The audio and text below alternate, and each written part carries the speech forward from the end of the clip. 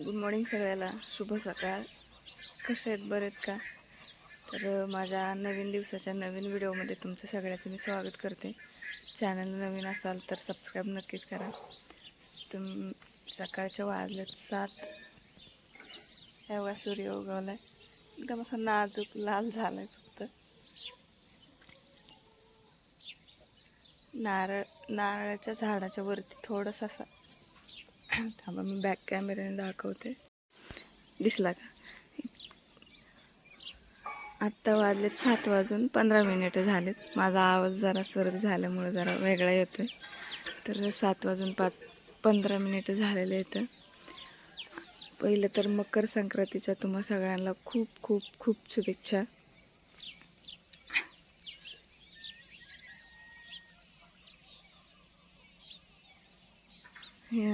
हे सफेद सफेद दिसतंय ते सगळं धुकं पडलेलं आहे. ही आमची मका आहे. सकाळी सकाळी कसली सुंदर दिसते बघा. वरती सफेद कलरचं धुकं आहे आणि खाली हिरवीगार अशी मका आहे. हे पाणी साचले, आमच्या मिरच्या भिजल्या, कारण रात्री आम्हाला 9 वाजल्यापासून पाऊस चालू होता ते 2 वाजेपर्यंत. आवाज जरा बदली येतोय माझा, सर्दी झाल्यामुळे आवाज घसा खराब झाला. तर 2 वाजेपर्यंत पाऊस चालू होता आहे. सगळं आमच्या टेरेसवरती सगळं पाणी साचलं आहे बघा. मिरच्या काढायचं लक्षात राहिलं नाही, कारण पाऊसच अचानक आल्यामुळे मिरच्याचं ध्यानच राहिलं नाही. तर मिरच्या सगळ्या भिजल्यात, वाळा टाकलेल्या लाल मिरच्या. पलीकडं तुरीच्या शेंगा येतं, त्या पण भिजल्यात. आणि त्या 2-3 पेंड्या तिळ येतं, तिळाच्या पेंड्या त्या बी भिजल्यात. पाणी साचले सगळीकडे हे बघा. तर सकाळी सकाळी सगळ्यांची कामं चालू आहेत. सकाळी गावाकडची सकाळ तुम्हाला तर माहीतच आहे. हा धूर आहे, चूल पेटल्याशिवाय काही सकाळ होत नाही गावाकडची. तर चूल पेटलेली आमची, पण पाणी ठेवले, आंघोळी चालू आहेत सणासुदीच्या. मी जरा लेटच उठले आज, त्याच्यामुळं म्हणजे मला टाईम लागेल. जे लवकर उठतं त्याच्या आंघोळ लवकर होते. तर एक जाऊ घासते भांडे आणि स्वयंपाकाची तयारी चालू आहे सकाळची, कारण आज पोळ्यांचा स्वयंपाक असल्यामुळे जरा उशीरच होणार आहे. तर करा व्हिडिओ कंटिन्यू.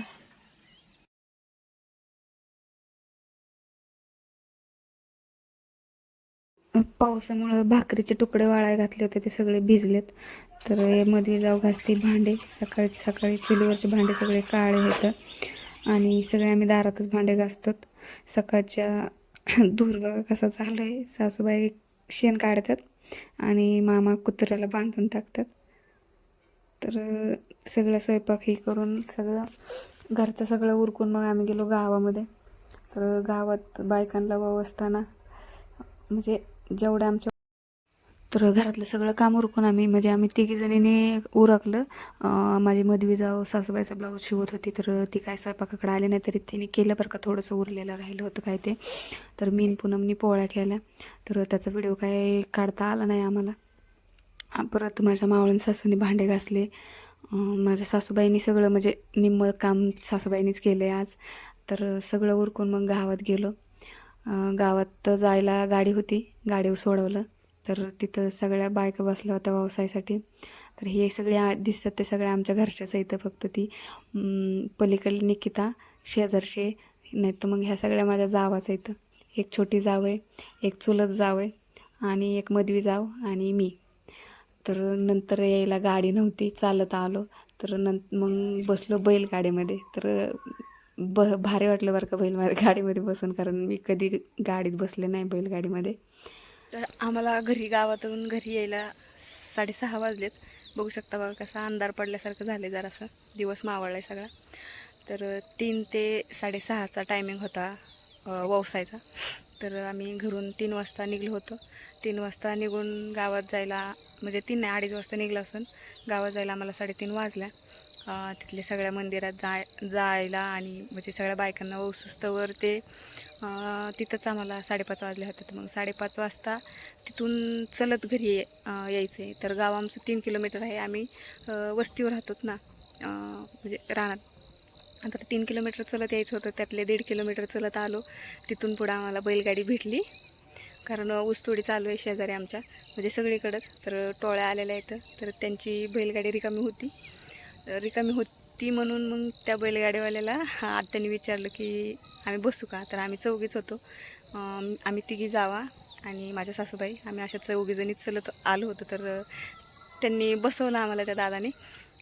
इतका म्हणजे मी तर लहानपणापासून पहिल्यांदा म्हणजे आत्ता जे माझं वय आहे ना, लहानपणापासून आत्तापर्यंत पहिल्यांदाच बैलगाडीमध्ये बसले. म्हणजे मी शेतकऱ्याची सून आहे, पण बैलगाडीमध्ये कधी बसले नव्हते. मी पहिल्यांदाच बसून अनुभव घेतला आहे. तर खरंच भारी वाटत होतं. 4 चाकी गाडीपेक्षा बैलगाडी किती पण छान वाटत होती बसायला.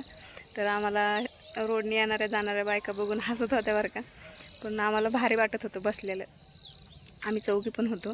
तर लोड मी पण जाड आहे, माझी जाऊ पण जाड आहे, आणि सासूबाई तर एकटी पूनमच लुकडी असल्यामुळे जरा लोड झाला होता बैलगाडीला. तर त्यांनी उठून परत पुढं बसले येऊन, म्हणजे ते दादा होते ना ते.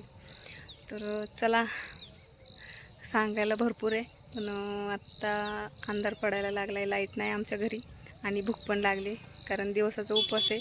सकाळी खिचडी खाल्ली, रोडने येतात जातात माणसं सगळे. तर सकाळी खिचडी खाल्ली, आता उपवास सोडायचा आहे.